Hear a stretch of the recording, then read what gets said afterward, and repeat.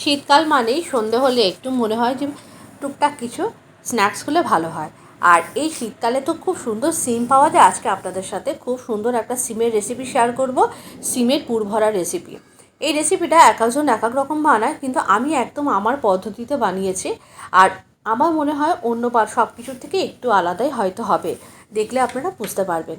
তার জন্য যেগুলো লাগছে, প্রথমে সিমটা লাগছে। সিমটা ভালো করে শিরাগুলো ছাড়িয়ে নিয়েছি, আর সিমটাকে মাঝখান থেকে চিড়ে নেবো। তার আগে সিমটাকে ভালো করে জলে ভিজিয়ে রেখেছি, আলু আর গাজরের খোসা ছাড়িয়ে রেখেছি, এইগুলোই দেবো আর পুর হিসাবে। আর আপনারা চাইলে এর মধ্যে ফুলকপি বা আপনাদের পছন্দের যে কোনো সবজি দিতে পারেন। সিমগুলোকে জল ঝরিয়ে খুব ভালো করে একটা কিচেন টাওয়েলের মধ্যে এরকম জল ঝরিয়ে রেখে দেবো জড়িয়ে। তাহলে কি একটু র্যাপ করে রাখলে ভেতরে গায়ে যে জলটা থাকবে সেগুলো বেশ সুন্দর করে এই টাওয়েলটা শুকিয়ে নেবে। তার সিমগুলো গাটা বেশ ড্রাই হয়ে যাবে, ভাজতেও সুবিধা হবে, তেল ছিটকাবে না। আর এদিকে স্টাফিংয়ের জন্য যেগুলো রাখবে আমি গ্রেট করে নিলাম গাজরটাকে, আলুটাকেও আমি খুব ভালো করে গ্রেট করে জল দিয়ে 2-3 বার ধুয়ে নেবো।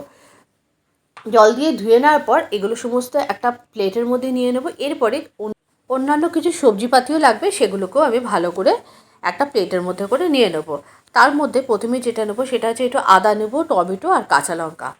এগুলো সমস্ত কিছু গ্রেট করে নেবো। প্রথমে আদাটাকে গ্রেট করে নিয়েছি, তারপর কাঁচা লঙ্কা আর তারপরে টমেটোটাকে গ্রেট করে নিচ্ছি। সমস্ত মশলাপাতি আনাজপত্র কেটে কুটে গুছিয়ে নেওয়ার পর রান্না করতে একেবারে কিন্তু সময় লাগে না। আর অসম্ভব সুন্দর স্বাদে এই স্ন্যাক্সটা আপনারা শুধু মুখে খেতে পারেন, গরম গরম ডালের পাতে খেতে পারেন, গরম ভাতের সাথে একটু ঘি দিয়ে খেতে পারেন, চায়ের সাথে স্ন্যাক্স হিসাবে খেতে পারেন, বাড়িতে কোনো গেস্ট আসলে তাকে দিতে পারেন।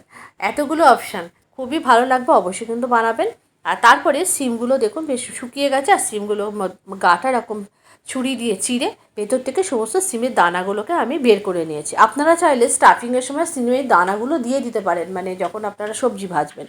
তারপরে দুটো মিডিয়াম সাইজের পেঁয়াজ আমি কুচিয়ে নিয়েছি। আমি বেসনটাকে গুলে রাখবো, তার জন্য একটা বড় মিক্সিং বোলের মধ্যে পেঁয়াজটা নিয়েছি। 2 চামচ নিয়ে নিয়েছি চালের গুঁড়ো, আর 3 থেকে 3.5 চামচ নিয়েছি বেসন। আপনারা যতটা পরিমাণে বানাবেন সেই হিসাবে নেবেন। আমি এখানে যতটুকু লাগবে সেই হিসাবে সিমের পরিমাণ হিসাবে নিয়েছি। স্বাদ অনুযায়ী নুন, অল্প একটু চিনির গুঁড়ো, একটু চিলি ফ্লেক্স, হলুদ আর একটুখানি গোলমরিচের গুঁড়ো দিয়েছি। দিয়ে খুব ভালো করে এই পেঁয়াজটার সাথে কষলে আগে মেখে নিয়েছে। তারপর অল্প অল্প করে জল দিয়ে একটা মিডিয়াম ঘনত্বের ব্যাটার তৈরি করেছি। ব্যাটারটা কিন্তু খুব বেশি জল হবে না, আবার খুব বেশি ঘনও হবে না। খুব বেশি ঘন হলে না ভেতরে সিমটা সেদ্ধ হবে না, বেসনটা খুব পুরু পুরু হয়ে যাবে। এরপরে স্টাফিংটা বানাবো। কড়াইতে সর্ষের তেল দিয়ে দিয়েছি, তারপরে গ্রেট করে রাখা যে আদা আর তারপরে লঙ্কা, রসুন এটাকে দিয়ে দিয়েছি। তারপরে টমেটোটা দিয়ে দিয়েছি, অল্প একটু নুন দিয়েছি, হলুদ দিয়েছি।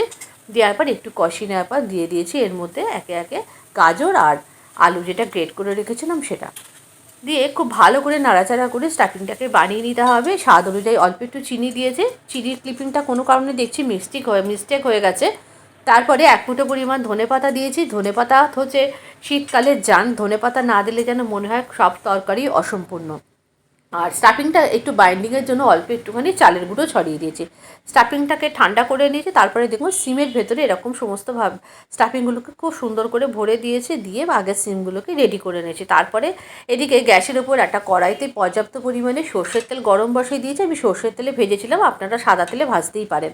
তারপরে পুর ভরা সিমগুলোকে একে একে এই বেসনের মধ্যে ডুবিয়ে আমি গরম তেলে ভাজবো। এদিকে তেলটা গরম হয়ে গেছে। বেসনের গোলার মধ্যে আমি অল্প একটুখানি ক্রিস্পি যাতে আরও ভালো বেশি হয় সেই জন্য একটুখানি গরম সর্ষের তেল দিয়ে দিয়েছি। ভালো করে আবার ব্যাটারটাকে গুলে একে একে পুর ভরা সিমগুলোকে ব্যাটারের মধ্যে ডুবিয়ে একেবারে গরম ছাকা তেলে মিডিয়াম টু লো ফ্লেমে এগুলোকে বেশ মুচমুচে করে ভাজবো।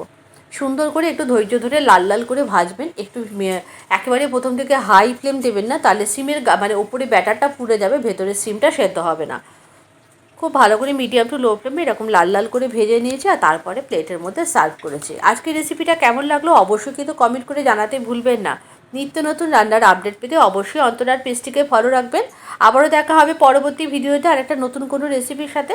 সমস্ত এই স্ন্যাক্সগুলোকে আমি একটা প্লেটের মধ্যে সার্ভ করে নিয়েছি, একটা ট্রের মধ্যে সার্ভ করে নিয়ে দেখুন আপনাদের আমি কাঁটা চামচ দিয়ে আওয়াজ করে দেখাচ্ছি কতটা ক্রিস্পি হয়েছে এটা, আর ততটাই কিন্তু খেতে ভালো হয়েছে। অবশ্যই কিন্তু আপনারা ট্রাই করবেন।